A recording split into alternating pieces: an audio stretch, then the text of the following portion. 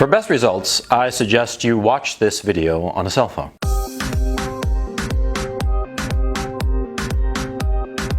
Stop me if you've heard this story before. There's this buddy of yours, and he's dating this girl. And your buddy's a great guy.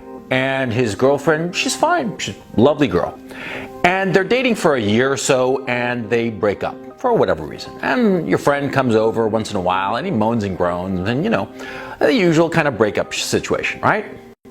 And then a few weeks pass, you know, maybe a couple of months, and you hear through the grapevine that your buddy and his girlfriend are back together. Oh, great, you think to yourself. And then, you know, a month or two or three or four pass, and you hear that they broke up.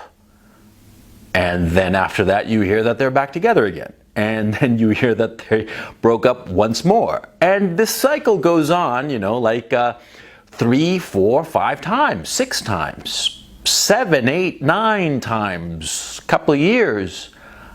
I know one case where the couple broke up and came back together again over a period of 20 years.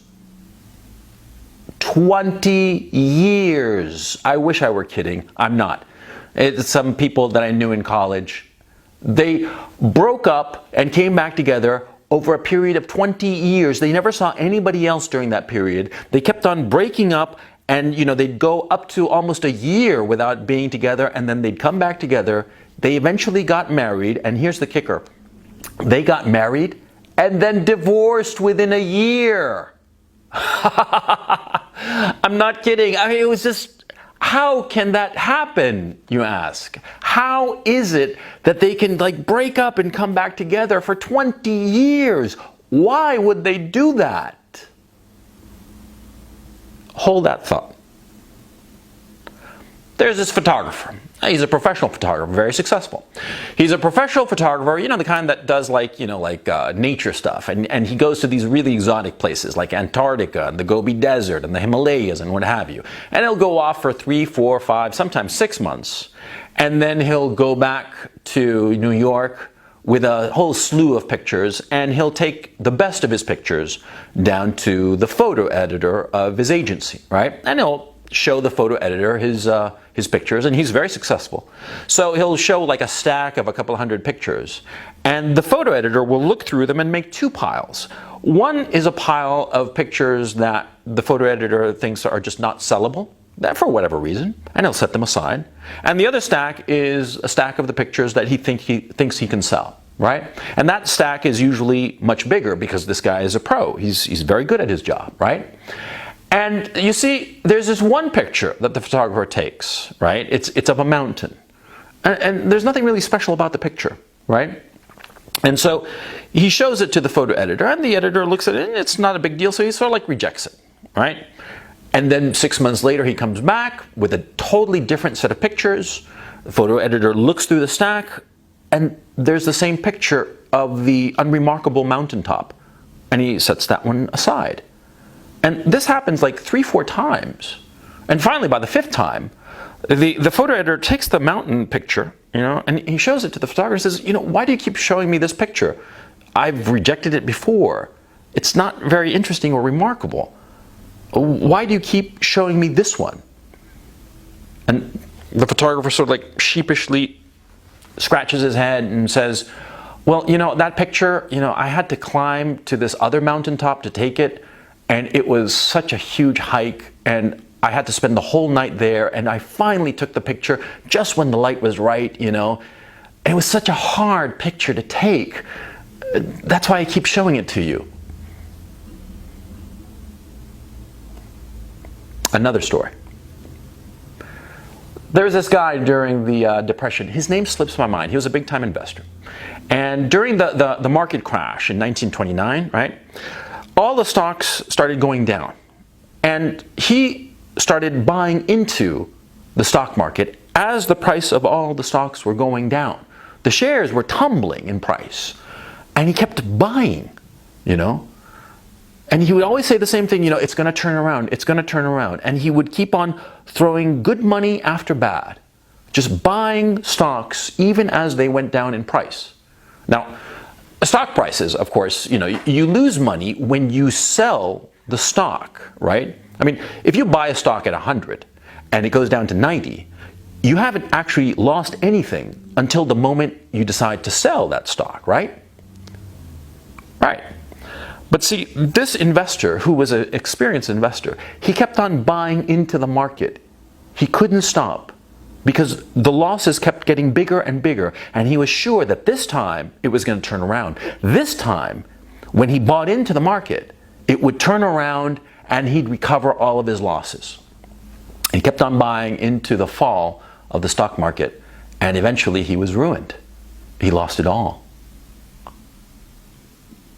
Now, those three stories sound radically different.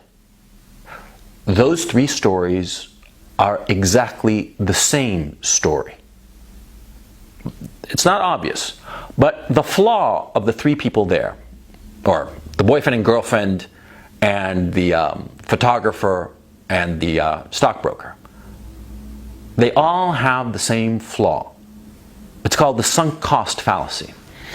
It's very important that you learn it. It's essential that you learn it. Okay? And I'll explain why. You see, two Israeli psychologists, Daniel Kahneman and Amos Tversky, discovered or identified the sunk cost fallacy. And this fallacy is key to human nature. Human beings are reluctant to accept losses. They are extremely reluctant. They are willing to forgo earnings in order to not have to realize losses.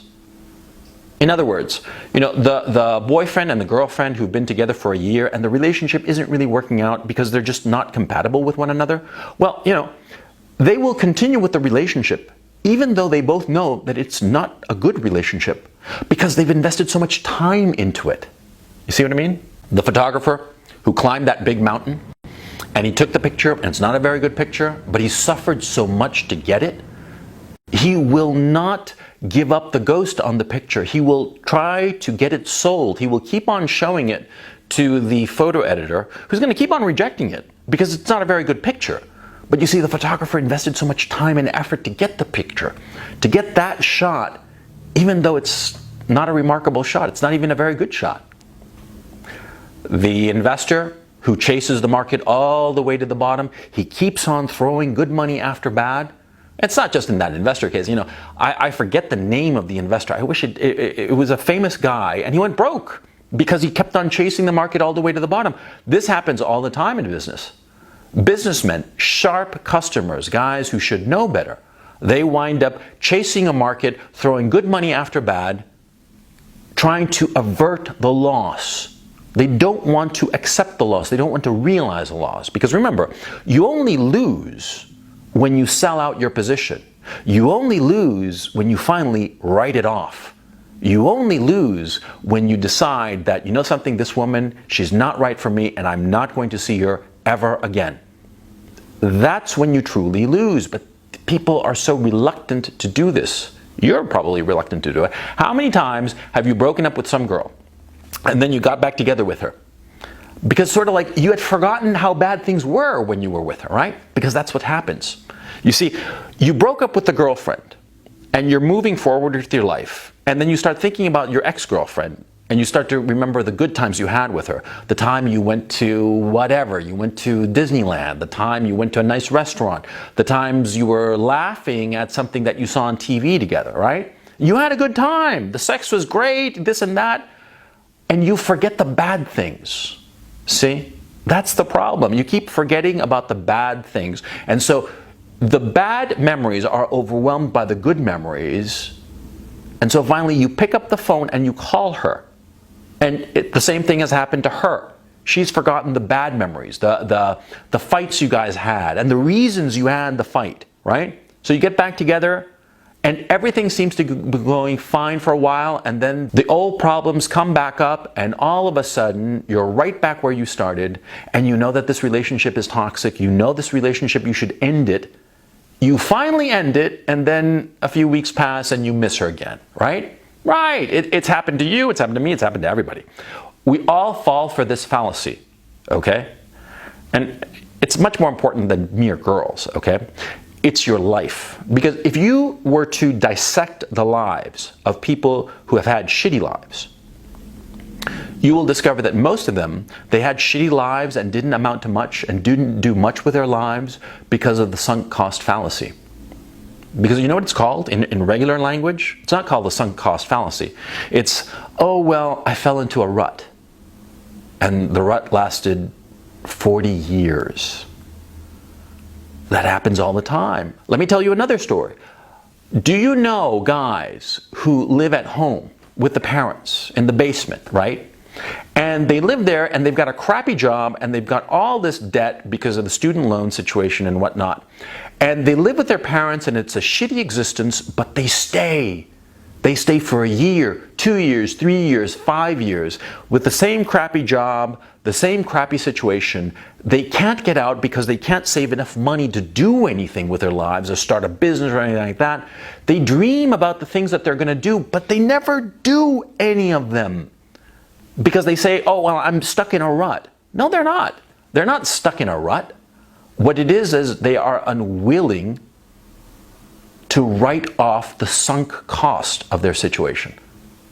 They are unwilling to say, you know something, I've got to change. I've got to change everything. I've got to tip over the table, throw everything off, start fresh, start new. They're willing to do that because they are afraid of what they will lose. Because, yeah, they might be living in their parents' basement, but they're getting 3 squares a day. You know, they might be having a crappy job, but at least they're getting something, enough money to, you know, pay off the debt and get a little weed for the weekend, right? They might have a shitty social life, but at least they've got the internet and they got like online porn or some crap like that, right? You see the problem. You see, a rut is basically somebody who's trapped in the sunk cost fallacy. They are unwilling to break out. And so they stay in the same rut for years, and the years turn into decades. And as their life starts to end, that's when the regrets start. That's when they start thinking, you know, what did I do? You know that woman who was with that guy for 20 odd years and married him and then within a year got divorced, right? That one, I know her. I know her personally. She's a friend of mine, right? I told her for years to break up with the guy. She never did, and so spilt milk. But the thing is, see, I know her story really well. She's what, 45? Yeah. Shit, yeah, she's 45. She's 45, no kids, and she's too old to have children. And she doesn't have anybody in her life. She's got nothing to show for the relationship, okay? She sacrificed aspects of her career in order to continue with this guy. And they would keep on breaking up and coming together again over the years, right? That was the rut that they were in. That's the rut that she was in. Okay? You're in a rut. You're in a bad situation that's not horrible, right? And so you're going to stay in it, right? It's like the old story of the frog in the boiling water. If the water is boiling and you toss a frog in, the frog's going to leap right out. But if you put a frog into cold water and start turning up the heat, that frog is going to stay there. The frog is going to stay there. He's not going to jump out. The frog is going to be boiled alive without complaint. Don't let that happen to you. If you ever feel that you're in a rut, if you ever feel that things are just shitty and that you're stuck, what you have to do is break out. Don't worry about what you break. You break up with the life that you have, you break up with the bad girlfriend, you break up with whoever, whatever situation, break up. Break up is hard to do because it's comfortable and soothing to continue in a static situation. It's comfortable and nice. It makes you feel good to have that stability, even if it's a shitty stability. Even a shitty stability is preferable to change. Lots of times. Because we're all human, we're all afraid. The sunk cost fallacy affects us all. And I'm not going to lie, there have been lots of times when I've been stuck in a static situation and it was miserable, but it was not miserable enough for me to want to change. I needed some outside input, some outside spike up my ass to get me going and to break out of the rut that I was in. But it's happened to me. It's happened to everybody, okay? But once you identify that you are in such a rut, once you identify that you are stuck in a miserable static situation that is not miserable enough, then you have to change. Don't fall for the sunk cost fallacy. I'll leave a couple of links below to some books that I've read that I think are pretty good that can help you out. The Michael Lewis book is actually pretty good because it sort of like explains Tversky and Kahneman and what they were doing and the key insights that they had, right? That's a great book to start with. There are other books, but the point I'm trying to make is, see, identify what the problem is. Think about that couple that kept up breaking up and coming back together again for 20 odd years.